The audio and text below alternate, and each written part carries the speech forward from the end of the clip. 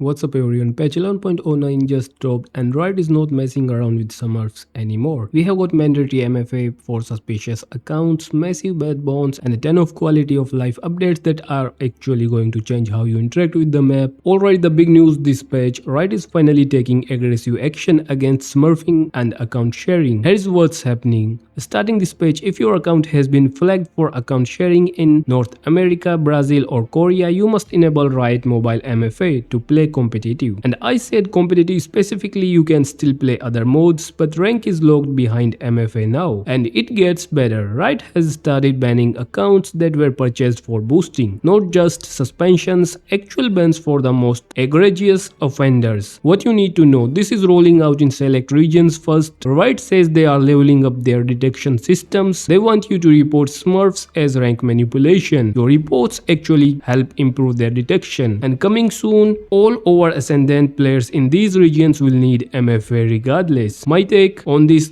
is long overdue. Smurfing has been a plague in ranked. And while MFA won't stop everyone, it adds friction that will definitely reduce the problem. Now let's talk about the quality of life changes that might seem small but are actually going to feel really good in game. Interactive object updates, you know that awkward moment when you are trying to grab a rope but you keep getting stuck interacting with something else. Yeah, right, fixed that. Here's what changed. Switches, ropes, ziplines and alt orbs now all use the same green highlight color, and they said consistency is key. The game now prioritizes what you are aiming at when multiple interactions are possible. Like if you are stuck in a deadlock grenade next to a rope, you will way more control over what you interact with first. This might not sound huge, but anyone who's died because they couldn't grab a zipline when they needed to knows how important this is. Small changes, big impact on gameplay flow. Quick run through the map fixes. Pearl fixed the crate on B side that was missing collision in certain modes. Breeze patched a spot where you could destroy utility through walls that was definitely being abused. On Abyss, this one is wild. There was a bug where Deadlock's grenade could instantly eliminate teleporting agents like Yoru and Omen. Yeah, that's patched now. In Corrode, fixed some out of bounds exploits on A side where agents like Jed, Rez and the new agent Vele could get above the playable space. Nothing game breaking here, but good to see Riot staying on top of exploit spots. Alright, agent fixes, there's a lot this patch, so I will hit the highlights. In Veto, the newest agent got a bunch of polish. Crosscut radius indicator now matches the actual ability. Evolution transformation effects are less blinding. Fixed ability descriptions being inconsistent. Evolution now properly counts toward weekly missions. And in Yoru, fake out now takes damage properly and gets destroyed when it should. It also collides with the environment like an actual player now. This might actually change